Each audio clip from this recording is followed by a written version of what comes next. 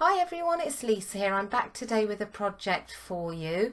I'm going to be making two cards for you. Both of them are sympathy cards, and I'm going to be playing with some liquid watercolour today.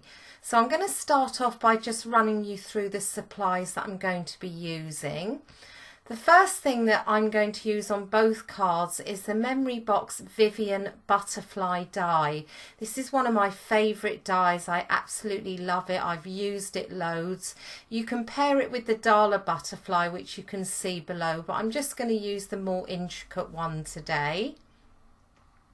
I'm going to use two stitched square scallop frames from My Favourite Things, one larger, one slightly smaller. The sentiment label dies from Simon Says Stamp, and then a sentiment from Clearly Besotted Tiny Type, and also one from Simon Says Stamp Tiny Words. I do apologise for the light, it keeps going in and out today, and I didn't have my bulbs on, but I do put those on later for you.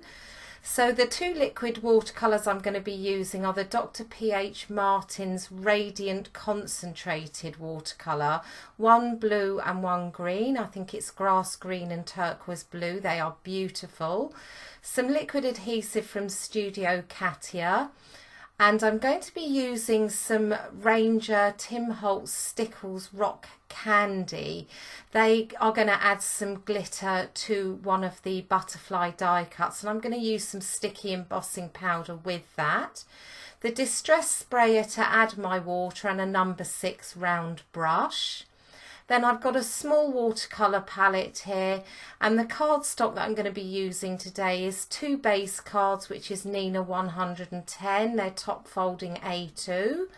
I've got some black cardstock from Simon Says Stamp, and I'm going to be using some Nina 110 for the die cuts, plus two different Arches watercolour papers. One is cold press and one is hot press. The hot press is the larger of the two squares. I started by taping my watercolour paper down to my board. This is the Arches hot pressed watercolour paper, and I'm just going to put a few droplets of both of the watercolours into my palette to the side. You really don't need much. It's very concentrated. I actually don't use all of what I've put in there, and I do two panels. So I start off by liberally spraying my paper, my cardstock, with the water, and I'm going to show you two ways of doing it. You can add the water first and then just drop dots of the liquid watercolour into that water and let it move around. I use a paintbrush to help me here. It's really concentrated. Actually, it's much more vibrant in real life than it looks on the camera, but I think you see in the photos how bright it actually is. And I'm just lifting my board here to move it about. I do have quite a lot of water on there, so it does move about quite easily, and I use a paper towel just to mop up those bits from the side. But whilst it's still wet, I'm just adding in drops of the blue and the green just to kind of balance it out a little bit. It absolutely looks like nothing here, but I promise you at the end it looks really pretty. So again, I'm adding a little bit more colour here and there just to add a little bit more depth, spraying it with some water and then moving it around.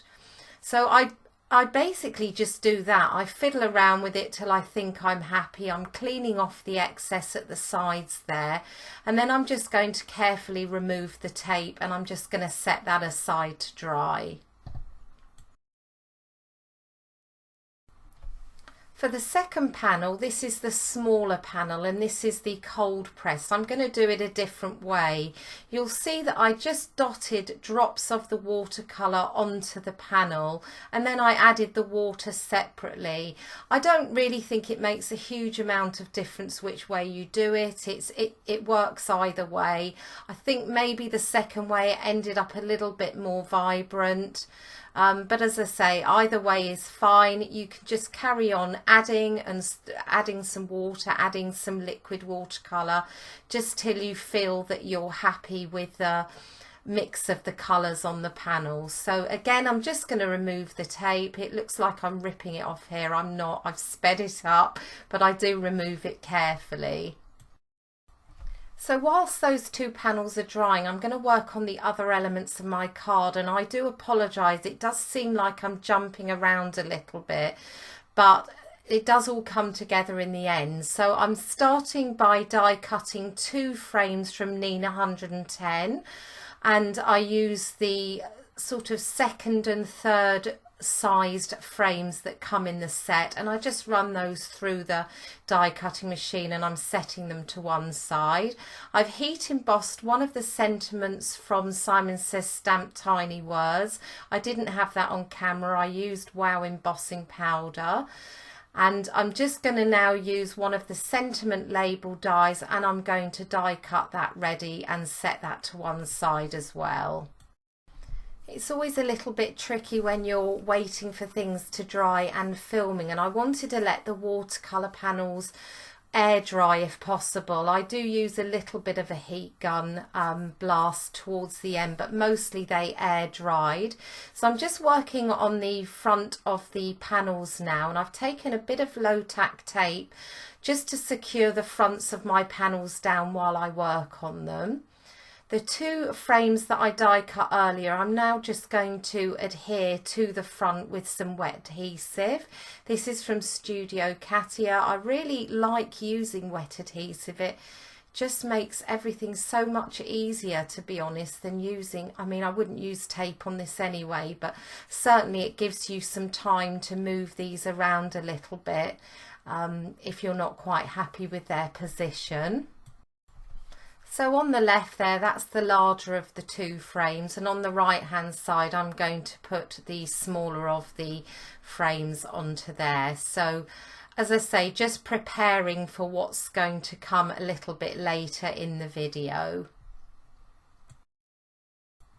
And now that I've put the frame on the right hand panel, I thought I would go ahead and stamp my sentiment as well at this point. So I'm taking the Clearly Besotted Tiny Typeset and taking the With Sympathy sentiment.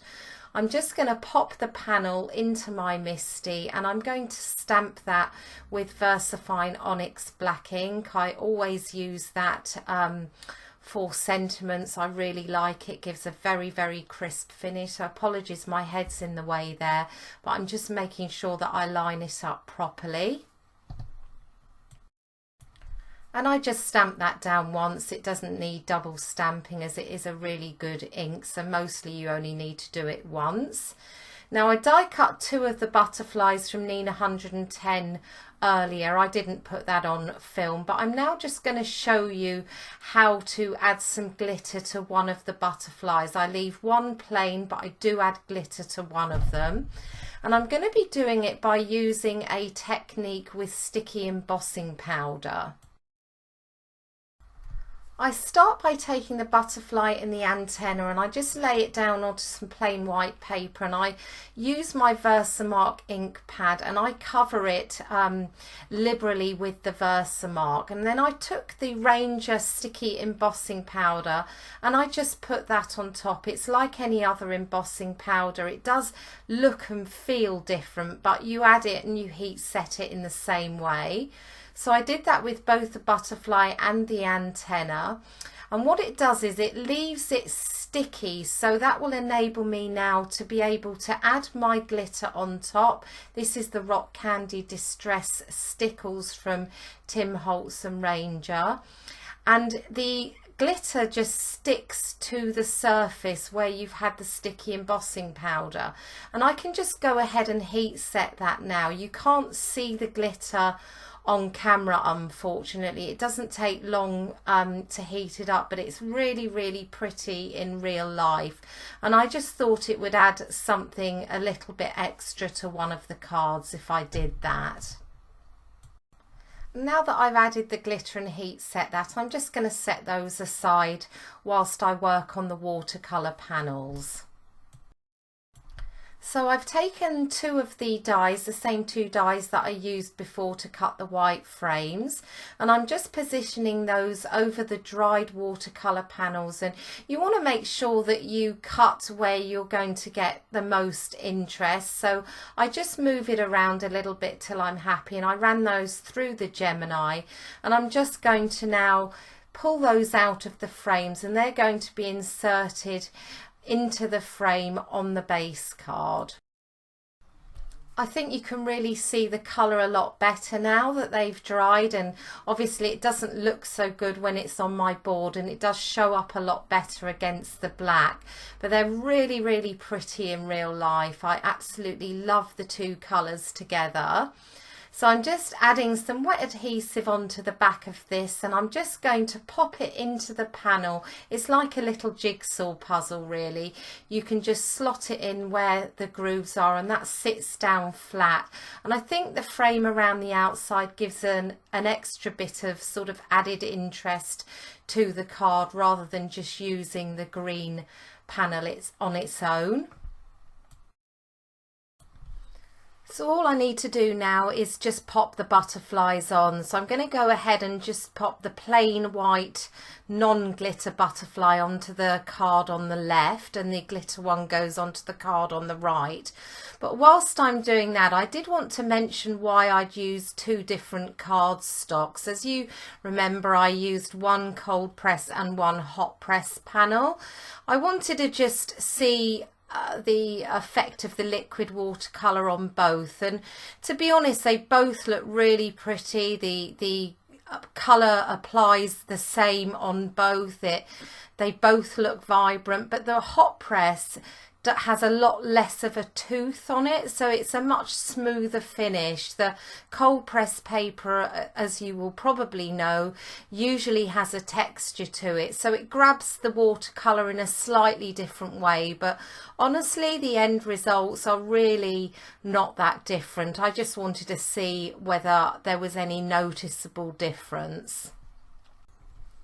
And while I was talking to you about the cardstock, you may have noticed that I did add on some Nouveau drops onto one of the butterfly antennas. That's the white Blizzard Nouveau drops. And I'm just now finishing the card, the second card. I'm going to pop the sentiment up. That's got some foam tape on the back, and that finishes both of the cards. I hope that you found it useful seeing the liquid watercolour in action. All supplies are going to be listed below and over on my blog, so I just want to thank you so much for watching, and I will be back soon with another project for you.